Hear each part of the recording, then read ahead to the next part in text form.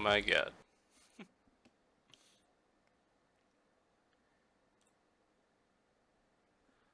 Alrighty, everyone. That was a hell of a delay, but we're finally going to be getting into today's matchup in the Elder League this Saturday evening. The Peanut Gallery versus Savage Desperados.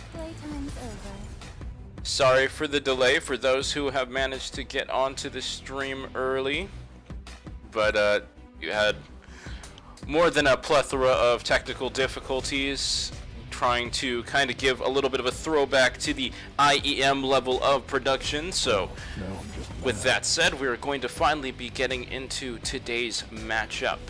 Best of 3 series between two powerhouses, the Peanut Gallery and Savage Desperados. I am your host and solo cast, LoveDi. And I really wish I knew how to fix the stream title, but until that gets fixed, completely disregard it. We can see 2 bans have been finished for both sides. Zach is going to be taken off the board right away. Not going to be giving any chances to the inside out Oreo to kind of perform on that champion. Lucian and Janna have been banned away as well. A couple bot laners, Lucian of course being flexed pick as of late into the mid lane. Corky, Ari, and Vladimir are banned away by the Savage Desperados. They are not willing to deal with some potential picks from Killer Z. They feel he's a very strong matchup into them right now, so he's going to have all 3 bans from the first rotation targeted towards him.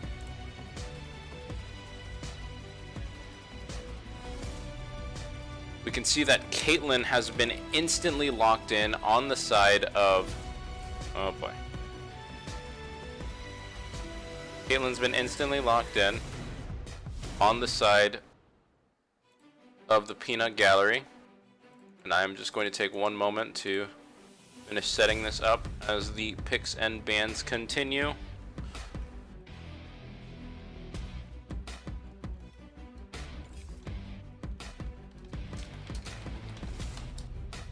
Orianna and Gragas have been locked in on the side of Savage Desperados. They do have now some magic damage on their side. Orianna, one of the strongest mid lane picks, now continuing to pinch that champion pool for Killer Z.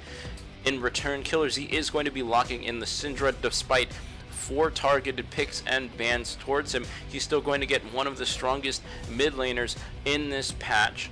Going to try and exert some pressure, some Bjergsen-esque gameplay with that Syndra. Nami and Lulu have now both been locked into the support roles. Both relatively safe picks. They've fallen a little out of favor in the last couple of weeks in favor of some stronger, more all-in, tankier supports such as the Thresh and the Tahm Kench, but we're not going to see that played this game. Going to still opt into those more mage, squishy type supports. We can see Shen has been banned away from Rigel Q. They do not want to give that pick away over to him. We do what we must. And we can see Lee Sin has then been banned away as well, so that's now 2 bans in the jungle, with the Gragas being picked up as well. That's going to pinch Eat My Apples slightly, but there's still some very good picks available for him. Some of the more damage heavy junglers, the Kha'Zix and the Rek'Sai. Elise is still on the table as well. Draven is going to be hovered right now. We do already have a decently strong protect the carry composition. Lulu and Orianna double shields. Tristana is going to be locked in, has come into favor as of late. She's going to get locked in. She's just recently emerged as a pick in the ADC role again after a long hiatus.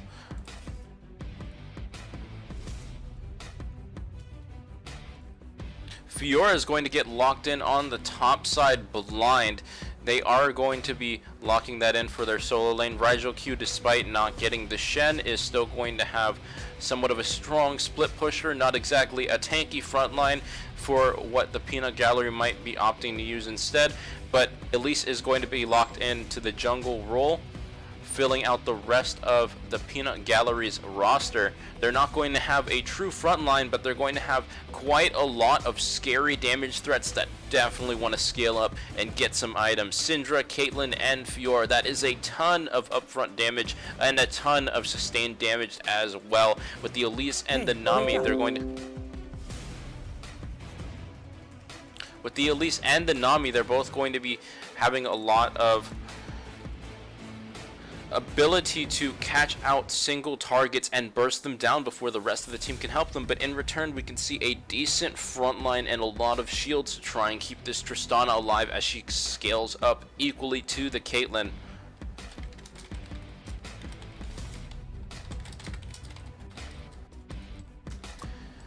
So both sides have now finished their rosters. We're going to be loading up into the game in a moment. Thank you everyone for your patience, and with this spectator delay, that means these picks have been locked in, no placeholders available. We are going to be having our first 5v5 of the day. Peanut Gallery and Savage Desperados are going to be going head to head in this matchup today.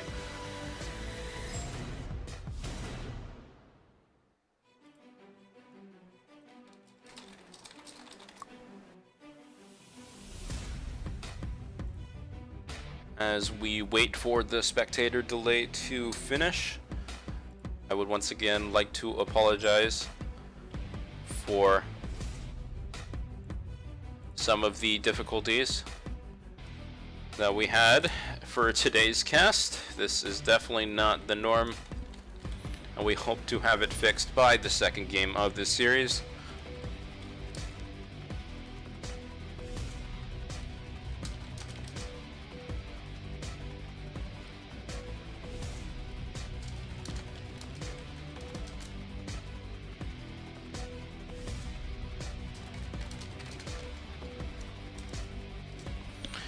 Alrighty, we're still waiting for that spectator delay to finish. Let's talk about a couple of the strengths and weaknesses for both rosters and compositions.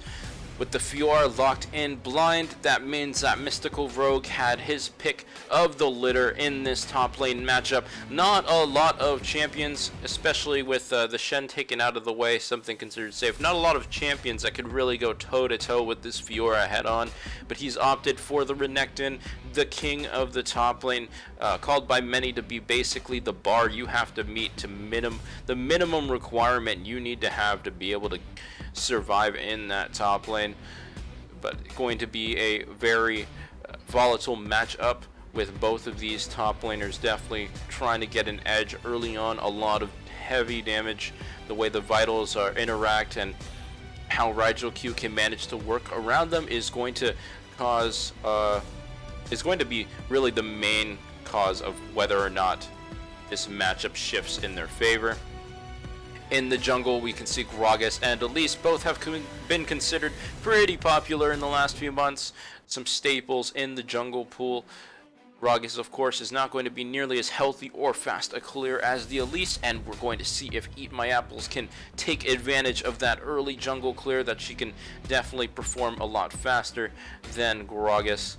In the mid lane, Syndra versus Orianna, the major matchup, we can't really see the summoner spells that the Orianna is going to be opting in for today, but I'm going to assume it's an exhaust or a barrier. Definitely a scary matchup when you're playing against the Syndra in the current patch. Also, we may be seeing a different set of masteries than we're used to from the Syndra, as more and more Syndras around the world have been opting for the Storm Raider Surge instead of the Thunderlord's Decree. Going to see now if she values that movement speed, that ability to shrug off slows more than she does the little bit of extra burst added onto her kit. In the bot lane, of course, we have the Caitlyn Nami versus Tristana Lulu matchup. These are both champions that want to scale up into the late game. they can definitely take advantage of their range. Tristana manages to grow in range with every level, of course, while Caitlyn from the beginning is considered one of the most oppressive in the game. We're going to be loading up into the Rift shortly. We can see now with this screen, we have a clear view at our masteries for all of about 5 seconds. We are now on the Rift. And I need to figure out a way to shut off the champion select music. Alrighty. Loading into the game in a moment. You definitely cannot see this, you cannot see anything. I am not doing anything right now. Pay no attention to the man behind the curtain. We are fully loaded up now. Welcome to game 1 of our best of 3 series. We can see that path for the peanut gallery is already revved up and ready to go, flashing those mastery icons.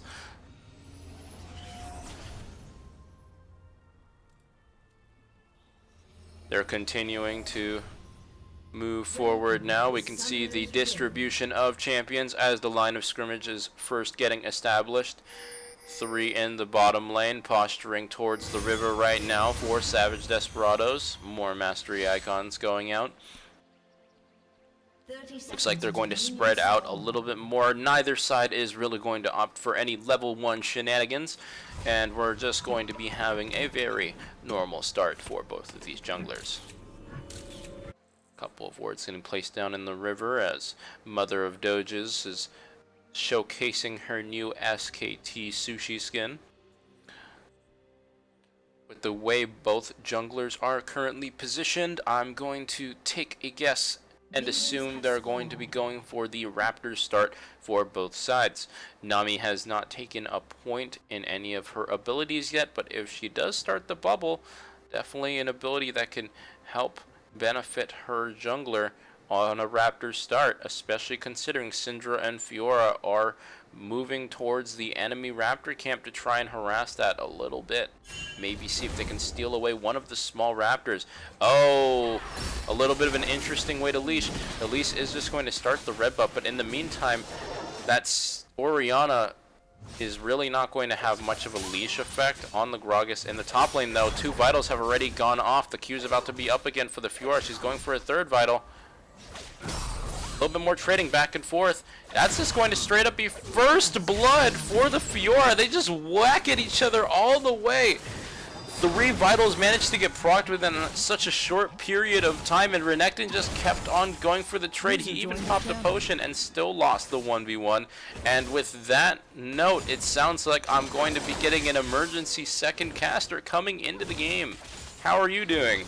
I'm doing fine. Decerux here, showing up a little bit late. Yeah, we did have some technical difficulties we talked about earlier, but enough about that. Let's get straight into this game between Peanut Gallery and Savage Desperados. You can see a little bit more trading back and forth. The Tristana E is going to go down. She rocket jumps in. The heal's going to go down, but the exhaust immediately goes down afterwards. Tristana and Caitlyn both getting dangerously low. A little bit more trading back and forth. Lulu wants to try and get that kill for herself. Her exhaust still available as well. We can see that both top laners have actually backed, but may have spoken a little too soon. Level 2 not yet for Fiora, but here comes the Elise already. Renekton did not flash last time. He eased back in for the slice and dice. He's just going to be going down again to the red buff procs from the Elise. Yeah, and I mean, that's the one thing you gotta respect. 3 minutes in, if you know where the enemy jungler is starting, you have to know that Elise is going to be ganking that top lane early, especially considering that overextension was right there, made so easy by Mystical Rogue. Honestly, just a lot of over-aggression. Renekton may have felt the need to try and make up for the loss he had in that level 1 trade. We can see they had both already used their teleports right after that initial level 1 fight. Bubble does land onto the Tristana, but Caitlyn cannot capitalize. She flashes in for a net. Looks like that last wave is going to take down the Tristana. Nami managing to pick up the kill for herself. Bloodthirsty Wolf living on inside Mother of Doges.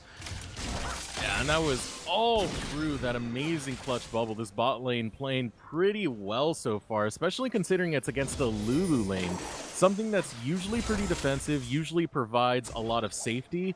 To take down that lane is pretty big and pretty scary for Savage Desperados. A little bit more trading going on back and forth in the mid lane now. Tristana is walking her way down the walk of shame after she does lose in that 2v2 skirmish, but we see that Gragas is now starting to position towards the river. He's going to walk by a ward as he moves forward. You can see they backed off and will back off as well. But now we got some skirmishing in the mid lane. Here comes the Elise there first. For the counter gank. She manages to grab the cocoon onto the Orianna. Both summoners burned onto the Syndra. Now just the barrier burned on the Orianna. They're just going to trade back and forth some summoner spells. The riposte does not manage to take away this stun from Renekton. They trade back and forth. A huge creep wave is about to crash into this tower. Going to see now what Fiora decides to do. Looks like she doesn't want to pressure any further with no vision of where the Gragas is. They do actually manage to ping him out on the Raptors though, so they have a good idea of where he might be. And if you take a look at the build real quick coming out of Rigel, he's going pretty aggro, taking the double Doran, something that we don't see too often anymore. He really wants to win this lane, and he's doing it so far with the 1-0-1 score this early. And once again, the bubbles. Another bubble manages to land. A little bit more trading back and forth. The net lands as well onto the Tristana. Another empowered headshot onto her. We can already see this item discrepancy making a huge difference. That pickaxe to cull is definitely going to be felt with each trade that the peanut gallery forces in this 2v2. In the meantime, though, it seems that despite Tristana going down very early on in this laning phase, she's still actually ahead a few CS. Gragas is positioned in the top side. Takes a chug from his barrel. Looks like he wants to go in maybe. Just going to throw one Q and walk away. Fiora is not going to take the bait, and she's going to be getting out just fine. Now, overall in this bot lane, it's not going too badly for Quantum, but he does need to play it carefully. He's only a little bit over 100 behind in gold. Doing trades like that is definitely not going to help him. He does have the coal, so he can come back in this lane, but you have to play it as a farm lane if you're going to take that item. Right, and that's something that needs to be kept in mind as well, considering the item build she had when she came back as well. Just not enough potions to sustain that skirmish war between the lane that can literally heal. A lot of trading back and forth means that Lulu is going to have to back away next. These staggered backs are going to continue to hurt the Savage Desperados as Caitlyn attempts to push forward into this lane. A little bit more trading going back and forth between the Fiora and Renekton. The stun does land, but that's 2 vitals now procced. Looks like Renekton is going to be able to walk away safely. His teleport now available as well if he chooses to use it. He's not going to back away yet though. They've got vision of the Gragas in the bottom lane right now. Elise is starting to posture towards the top side of the map. She's invading the red side jungle right now. She was spotted out on a ward and pinged. They're now aware of where she is in the map, but Gragas is just going to finish up his Gromp. Goodness me, man. I have to give it to Peanut Gallery, though. Look at the vision they're establishing on this map. We saw the bot lane. They walked together to establish that deep jungle vision, as well as the jungler eat my apples. That's if the cocoon lands, and it does. Barrier is going to be able to negate just enough of that damage for Orianna to be walking away again. One of the advantages of taking this barrier over the heal is just how short a cooldown it really has. Gragas getting a little bit bloodthirsty. He throws out the explosive cast. That shockwave is just going to get missed by the repel. She has the flash available. She opts not to use it. That's going to be a stun onto the Gragas now. He does still have flash available, and he's going to use it to be able to get away, but that's still a 1-for-0 trade. Elise managing to pick up that kill with no assist even given over to the Syndra during that 2v2. Fiora was able to complete her TP as well, and deciding that since Gragas has to back away and Renekton was not going to match that TP, they may as well get a little bit of chip damage onto that mid lane tower in the meantime. Some more trading back and forth. Another Yordle trap has snapped up the Tristana. She takes another huge trade. Those empowered Nami autos really helping this Caitlyn exert even more pressure, and we can see now she's starting to have that CS lead go in her favor. Yeah, but another thing to point out, back in that mid lane skirmish that happened that resulted in, what, 2 deaths for the Savage Desperados? It was way too far ambitious. All Snow had just nearly died to the Unleashed Power, and they choose to go back in again, especially considering that a champion like Elise, who has the Repel, not the smartest thing to do. They really got to reconsider how they take these fights. And we can see that Elise has opted for the more utility-heavy start in her item build as well. Despite getting 2 kills early on, she's opted for the Smite Stone and the Mobies, and she also has a Ruby Crystal as well. She may just be full-on opting for the Cinderhulk Elise. She does have damaging solo lanes, so she may feel that taking at least some kind of front line in this matchup is beneficial for the rest of her team. Going to see what she decides to build, but from the looks of it, probably going to be Cinderhulk. Yeah, I'm a little bit confused on that. I understand that they do need a tank, so it does make sense, but I feel like it would be better to try and take something like the Haunting guys or maybe a Runic Echoes early before you go into that tanky build to keep up that pressure in these lanes that pretty much all the Savage Desperados are experiencing. Yeah, we can see that pressure still being exerted in the mid lane right now. Though that riposte is actually going to go down now. The slice and dice goes go off, but the grand challenge is procced. Flashes are going to be used by both top laners. Fiora was a little bit confused on what to do next. She paused for a moment, but she does eventually Q away from the tower. Now it looks like she's going to get collapsed on by the Gragas. That's a sandwich. She's getting pinched right now. Elise is busy giving over the blue buff, but it looks like she's going to be able to get out just fine. Gragas did step over a ward in that tri-brush. Tristana does jump right on top of another Yordle trap, and then Rocket jumps in just to get bigified by the Caitlyn. Here comes the ultimate getting charged by the Caitlyn, but it gets stopped by the Polymorph. Lulu's just standing still and autoing, and she gets caught in a Yordle trap. The ultimate does land, and the ace in a hole find its target, and that's a 2-for-0 trade. 1 kill going over to both the support and the ADC. And the question is, why? You're so far behind. You have a Bilgewater Cutlass, a Doran's Blade, and a Call, and you're going against a BF Sword Pickaxe Caitlyn. That's not going to work in any scenario. Why are you taking that call if you want to make plays like that? It might just be they really don't understand the properties really of this build over the standard IE or Essence Reaver start some ADCs opt for. They don't realize that they're just going to get outspiked so hard in the meantime. Well, All Snow does manage to disconnect, and we're going to go into a pause time. That gives us some time to talk about that 2v2 trade in Lost Tower we just witnessed. Yeah, that was ridiculous. Quantum Lightning. You gotta really read this. You gotta read the item, man. You're only getting 7 AD off of it. You are gonna get more gold, but that's only if you play it as if it's a farm item, and he's just not playing this lane right. You know, he's got a safe lane too. It's sad to see. Yeah, and really they didn't play to their strengths whatsoever. Yes, the Lulu is slightly stronger than the Nami, assuming Nami does not manage to hit both of her CC in the 2v2 skirmish, but at the same time, without Bilgewater Cutlass, that active is just not going to make up for all the missing AD you have compared to the Caitlyn. Just some miscalculations. They both walked onto Yordle snap traps at different times when they could have completely avoided it as well, and they wind up getting taken down in the 2v2 and giving over a nice hefty bit of gold to the Caitlyn as well. She does get that 650 bonus from the first brick going down, and we can see already 5,000 gold lead in the favor of the Peanut Gallery 11.5 minutes in. That is definitely a scary deficit that you're going to have to climb your way out of if you're the Savage Desperados. Yeah, and I mean, like, if we really take a look at where a lot of that gold is allocated, it's spread pretty well across all the team. We have about like 1.5k ahead in gold, the Caitlyn compared to the Tristana. That is depressing. That's a whole BF sword in gold. And it's questionable why they're trying to do those types of fights. They're just giving more and more advantages, but it's really beautiful to see how this gold is spreading with the team and how this team is playing.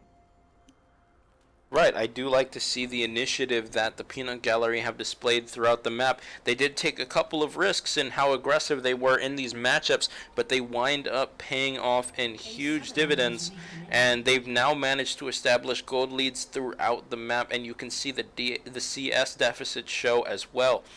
Almost 30 CS ahead in the top lane, 30 CS ahead in the mid lane, and a good 15 CS ahead in the bottom lane. Shows that all three of these lanes, they have a lot of dominance. They're able to exert a lot of pressure, and with all three lanes winning, this Moby's Elise gets to capitalize on that even more. She gets the movement and the vision available to her to keep track of this Gragas while also exert some of her own jungle pressure in these ganks.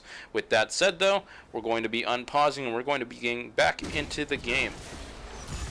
That being said, this is an Elise's wet dream, pretty much. All of your lanes are super strong this early. Infinity Edge at 11 minutes picked up by Kina.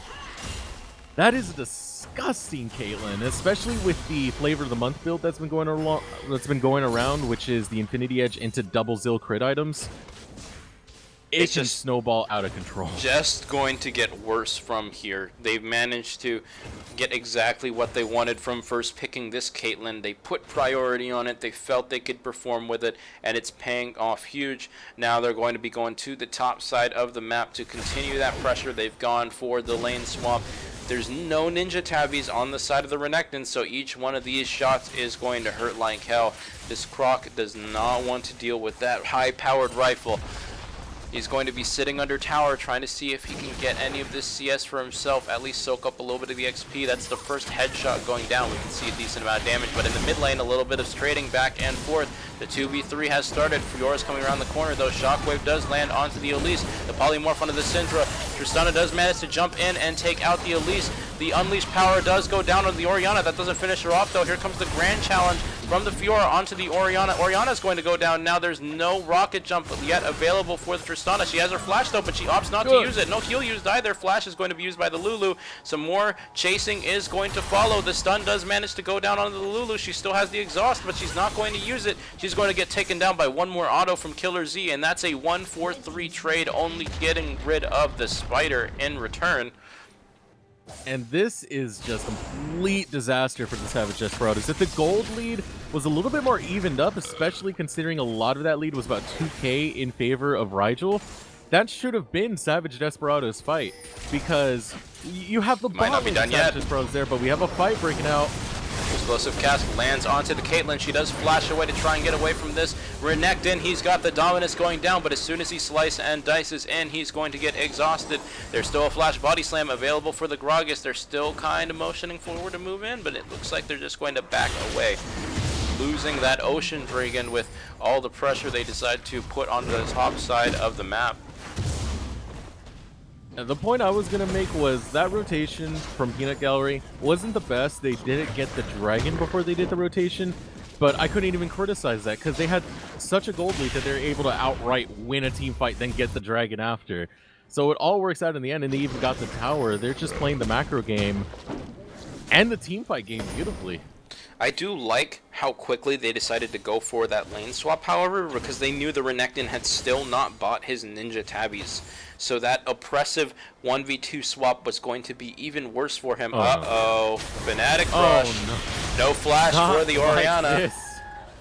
She's just going to be going down without an issue. Literally no chance to respond to that ambush, and she's going to get taken down without a problem. Another kill going over to the Syndra. 2-0-2 now. Killer Z is showing that that pinch in the champion pool during Champion Select did not affect him one bit. Yeah, all Snow was all but alive in that last. The Fnatic push. Such a cheeky thing to do, but that is the troubles when you don't have vision control on this map. And if we look at the wards on the side of Peanut Gallery, they're placing them all over. They're keeping that vision strong. They're looking to just outright stomp this game. We can see a little bit more trading has gone down onto the Gragas. He's already less than a third HP from 2 headshots and a Q from the Caitlyn. You can see that this oppressive state of the game is not going to be stopping anytime soon. Some more sieging in the mid lane, the rest of the team invading to get some vision control in the jungle in the meantime. few more autos will take out this tier 2 in the mid lane, but the wave clear is going to stop them for a moment. Oh boy. Oh my goodness, that damage is disgusting. Gragas almost winds up going down just to the red buff alone. Those last few ticks caused Lulu to panic. She decided to ulti the Gragas. The wild growth does keep him alive, and they block the ace in the hole, but that means the siege is going to continue in this mid lane. Just a couple more autos is going to take care of this tower. Caitlyn's going to be able to get it just fine, covered by her support, and they continue to push forward into the next wave anyway. Yeah, and this is 60 minutes into the game. We've reached the 10k deficit against Savage Desperados. 16 minutes into the game. This is an outright stomp and just beautiful play coming out from Peanut Gallery. A little bit strange how they had the Elise back now of all times. Looks like that Ruby Crystal did wind up going into a Haunting, guys. She is going to go for the Runic Echoes and the Haunting, guys. They see the advantage they have. We have a posturing for a 2v4 in the mid lane. That's a flash insect Wild Turtle style from the Tristana. She manages to get a couple more autos off onto the Caitlyn, but the E does not finish her off, and now Nami's coming in to finish healing. That was a little too late on the exhaust as well. The bubble is now going to land onto the Gragas. Here comes the Orianna. Her flash is not available yet, but the Gragas' flash is. The tidal wave is going to cover the backing away from the Caitlyn, and the random Tristana insect from Quantum Lightning completely fails. They just weren't ready for it. We have an all-in in the top lane. Looks like I'm not done yet. Tower dive is successful. Doesn't even have to burn that ultimate for the Fiora. The Dominus doesn't get channeled in time, and Renekton goes down 0-3 now. Still no Ninja Tabbies. My goodness, Quantum Lightning going with the hero play.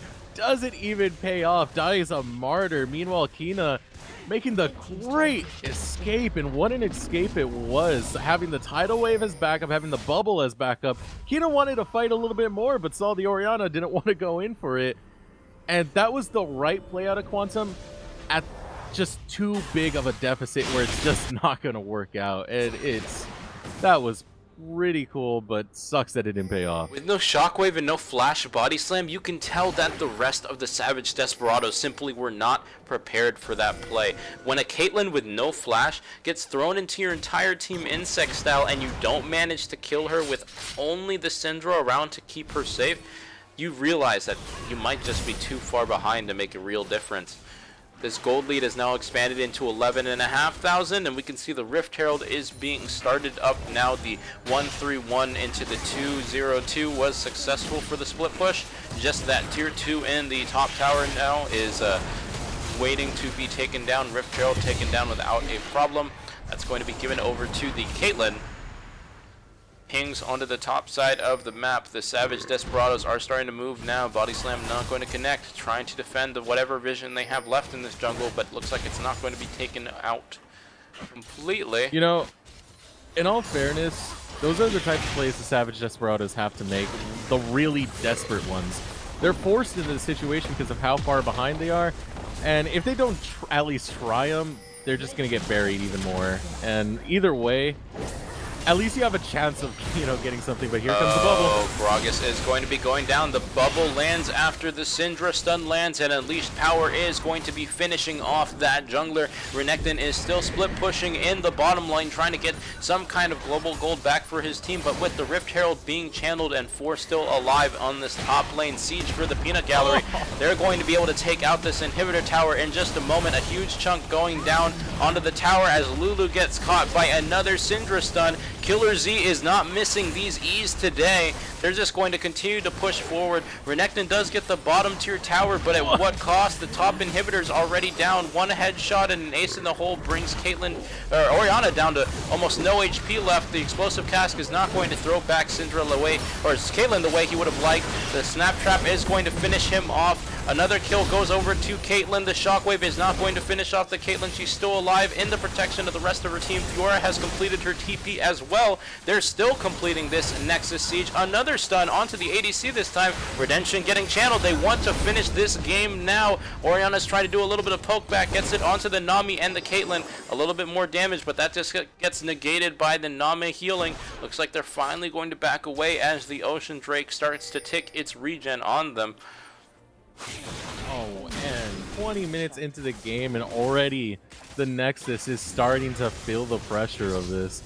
Just great play coming over. The team fights are superb, and you know, having Mystical Rogue down there during the Rift Herald being summoned of all things, not the wisest thing to do. It's looking really good for Peanut Gallery, and I mean, what can you expect from Killer Z? The guy has played consistently good in all seasons of Elder League I've seen him in.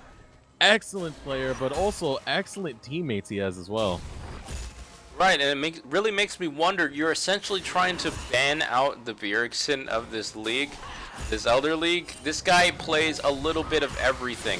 I'd have to check the stats exactly, but I can't remember him really sticking to one champion or the other. So banning away 3, picking 1, and him still getting Syndra means that there was definitely a disconnect in champion select. They don't really wind up getting what they wanted to accomplish. And we can see now the chase has begun. The Mobies are still active for this Elise. She's looking for the Orianna. Looks like Orianna is going to be able to get back to the safety of her team. But with her being pushed out, they're managing to get even more pressure in this topside jungle. Clearing out more and more of the wards, we can see that the map is barren for the Savage Desperados now. And speaking of barren, looks like the rest of the Peanut Gallery are opting to start this up as Fiora pressures the bottom lane. They're splitting up all these resources on the map. Savage Desperados do not know what they want to prioritize. Multiple people having to clear these waves. They have no vision around. They have the teleport for the Renekton, but that's not going to do anything without backup from his team. And they're going to wind up securing this Baron. Caitlyn does get the last shot off. Slightly mistimed smite, but with no potential for a steal. They managed to take it unapprehended. Fiora is still pushing the middle lane. They clear the wave mid as well, but looks like the rest of the Peanut Gallery are going to be backing away. I mean, what do you do at this point? There's not much for the Savage Desperados to do. They're pretty much the desperate Desperados at this point. They're up against a team that's playing with such cohesion that they're unstoppable. To give you an idea of some of these stats, Killer Z, week 2, had a 16.0 KDA. This guy is clean in his Syndra. You add in Kina to that, who's absolutely played a perfect game alongside Killer Z, only 1 assist, 1 kill down. There's no reaction. They were out-drafted and they're outplayed. And if they want any chance to get back in this, they have to start planning out Game 2 right now and really reconsider what they banned out and what they picked. And in a sense, this is literally the European style of gaming we're seeing from Savage Desperados right now. They have an abysmal early game against their counterparts in all 3 roles, including the jungle as well. They really were losing all around the map, losing in pressure. They didn't really win the champion select either because they still gave away Syndra in the second rotation after banning away 3 and picking away 1 mid laner. You can see Orianna has just disconnected, but at this point that may not be making much of a difference either way. Okay, there's that build right there. That's the double Zeal crit Infinity Edge build, and oh boy does it do damage. Wait to see a headshot proc from that thing if we even get that far. Bodies are melting right now. Ton of damage onto the Tristana now. Unleash power and 1 headshot from the Caitlyn is going to get rid of Tristana from the fountain. Redemption's going to come down as this game's about to come to a close. That's going to be game 1 going over to the Peanut Gallery. 16-1 in kill score at the end of the game. 18,000, 19,000 gold lead actually. They were completely decimated in this game. Dominant performance by the Peanut Gallery. Yeah, absolutely. It's hard to analyze what Savage Desperados did wrong when it's literally everything. Their draft, they let, Caitlyn go through as the first pick, was it? Yeah, the Caitlyn did get through in the first rotation. They did, and the second rotation was the Syndra? Yeah, and they focused everything in the bans on the middle lane. They picked away the Orianna in the first rotation of their own, Orianna and Gragas. They felt there was a need to prioritize that Gragas despite Zac being the only jungle ban in that first rotation. And they were definitely punished for it. And take a look at the damage charts. We just see so much coming out of Killer Z and Kina. They put on a clinic of damage. It's 2 fingers up out of that entire hand for the Peanut Gallery. Yeah, you can see there's a huge deficit. Really not surprising seeing how much of a huge difference there is between these two teams in damage. That was just straight dominance, absolutely destroying the Savage Desperados in every role. Yeah, I And mean, when it comes to Peanut Gallery, I mean, they're a team that's 2-1 right now. Savage Desperados are 1-2. You know, you kind of expected it to be for this to be a little bit more even. Maybe. I mean, we saw it yesterday in Dragon League. A team stomped another, then the stomp came back. Perhaps we're going to see that in the next game. Maybe the Peanut Gallery can turn something around. Hopefully, they're not too tilted and can come back stronger than that. yeah, I would definitely like to see a series coming out of these two teams, but with how strange that first game was with the way Champion Select is, I hope they at least learn from their mistakes in there and don't just try to target ban out Killer Z when they still give him one of the highest priority mid laners right now. I'd like to see them clean up their champion select for game 2, come in with a more clear plan on what they want to do, maybe give some more lane dominant champions over to their solar laners to try and match that aggression. I know they had the Renekton last game, but Renekton messed up from level 1 on, going for such a weird trade against the Fiora and letting most of his vitals get procced during that trade. He would have won it otherwise, but he let 3 vitals get procced that he could have definitely avoided at least 1 or 2 of them going off. Absolutely. It seems like there's not much comfort going on for the Peanut Gallery. We saw, I mean, not the Peanut Gallery, the Savage Desperados. They seemed out of their element. I know All Snow plays a lot of ADC, so maybe not as comfortable in that mid lane role, but meanwhile, we know Killer Z is one of the most comfortable mid laners, one of the most notorious mid laners of Elder League. And Kina, as well as everyone else, looked like they were on their comfort picks, looked like they were just happy doing what they did with the champions they were given.